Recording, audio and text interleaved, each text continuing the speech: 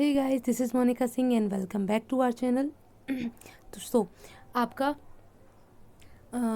Lesson plan number 11 complete कराया गया है, ठीक है। और ये है आपका लेसन प्लान नंबर 12 मैथ्स का इंग्लिश लैंग्वेज में।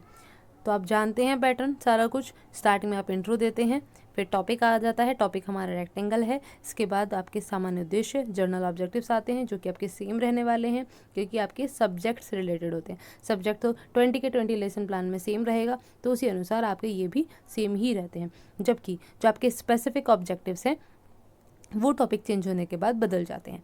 टीचिंग एड में आप जो जो चीज़ें यूज़ कर रहे हैं वो लिख देंगे। प्रीवियस नॉलेज बच्चे को बेसिक होती है हर टॉपिक के बारे में, वही हम यहाँ पर लिखते हैं, ठीक है। इस प्रीवियस नॉलेज से रिलेट करके ही हम कुछ इंट्रोडक्टरी क्वेश्चंस बच्चों से पूछते हैं। मैथ में सबसे अच्छी बात यही है कि आप यहाँ पे सिर्फ ऐसे ही नहीं पूछते हैं, आप कोई डायग्राम बनाकर भी बच्चों से प्रश्न कर सकते हैं, तो बड़ी आसानी हो जाती है, ठीक है।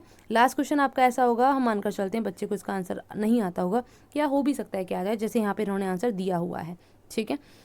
इसी से रिलेट करके हम बताते हैं कि आज हम रेक्टेंगल के बारे में, स्टेटमेंट ऑफ एम में बताते हैं आज हम किस टॉपिक के बारे में पढ़ने वाले हैं।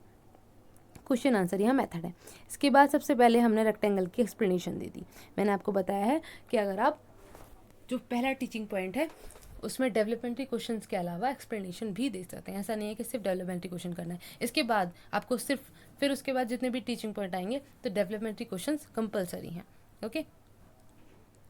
तो यहाँ देखेंगे, बच्चों ने यहाँ ध्यान से सुना, ये ब्लैक बोर्ड वर्क हो गया, ओके।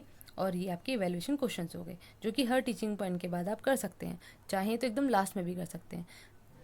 एक और प्रकार के प्रश्न होते हैं यहाँ पर, क्वेश्चंस होते हैं, जो कि हम लास्ट में देखेंगे, इवैल्यूएशन क्वेश्चन की तरह ही। तो देखिए, यहाँ नेक्स्ट हमारा teaching point parameter of rectangle, developmental questions किए, बच्चों ने आंसर की, एक्सप्लेनेशन दे रहे हैं हम, ठीक है। क्वेश्चन आंसर मेथड है, एक्सप्लेनेशन मेथड है, बच्चे ध्यान से सुन रहे हैं। उसके बाद में यहाँ तक कि क्वेश्चन के द्वारा, एग्जाम्पल के द्वारा हमने बच्चों को पैरामीटर के बारे में समझाया। यहाँ ये ब्लैक बोर्ड वर्क हो गया और एक इवैल्यूएशन क्वेश्चन पूछ लिया। इसके बाद में नेक्स्ट हमारा टीचिंग पॉइंट आता है एरिया ऑफ रेक्टेंगल। तो यहाँ एरिया ऑफ रेक्टेंगल के बारे में बच्चों से हमने डेवलपमेंट्री क्वेश्चंस किए, बच्चों ने आंसर किया। क्वेश्चन आंसर मेथड है हमारा, एक्सप्लेनेशन दी हमने, कुछ क्वेश्चंस के द्वारा हमने एक्सप्लेन किया बच्चों को, ठीक है, मतलब प्रैक्टिस कराई एरिया निकालने के लिए। यहाँ बच्चों की एक्टिविटी हो गई और ये बाद में हो गया आपका ब्लैक बोर्ड वर्क, ठीक है। इसके बाद में लास्ट पेज आपका ये, जहाँ पर आपने ब्लैक बोर्ड समरी बच्चों से बताई है, उसके बारे में बताया, ठीक है। ये ब्लैक बोर्ड समरी बच्चे ध्यान से सुनते हैं।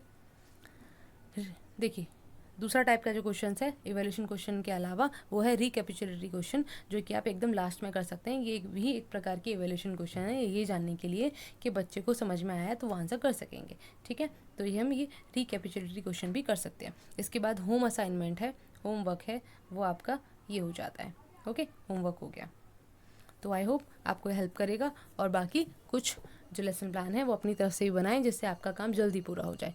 मैं कुछ अपलोड कर ही रही हूँ, बिकॉज ऐसा है कि एक साथ सारे अपलोड नहीं हो सकते हैं, ओके। और दूसरा, डेली भी नहीं हो सकते हैं क्योंकि और भी सब्जेक्ट्स हैं अपलोड करने के लिए। तो आई होप आप समझेंगे इस बात को। PDF इसका आपको टेलीग्राम पर मिल जाएगा, और नेक्स्ट वीडियो मिलेंगे। Thanks for watching.